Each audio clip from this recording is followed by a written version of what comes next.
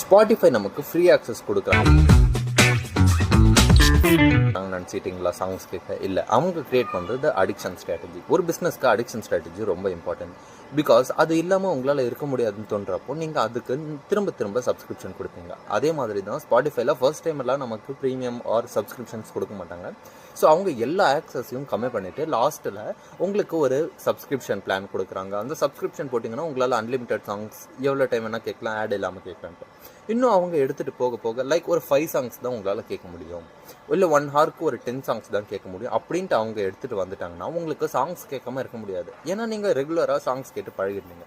So அந்த மாதிரி subscription எடுத்துகிட்டு வந்து ஒரு பிஸ்னஸ் டெவலப் பண்ணுறாங்க அப்படின்னா ஸோ அது வந்து ஸ்கேல் அப்கான பிஸ்னஸ். ஸோ இந்த மாதிரி நீங்கள் ஃப்ரெஷ் ஆண்டர்ப்ரினர் இருந்தால் எடுத்த உடனே உங்களோட ஹை வேல்யூவோ இல்லை ஹை ரெக்கமெண்டேஷனை வச்சு ஒரு பிஸ்னஸ் சேல் பண்ணாதீங்க. ஒரு பிஸ்னஸ்க்கு கொஞ்சம் க்ரோத் ரொம்ப முக்கியம். இந்த மாதிரி சின்ன சின்ன டிப்ஸ் தெரிஞ்சுக்க நம்ம பேஜை ஃபாலோ பண்ணிக்கோங்க. பை.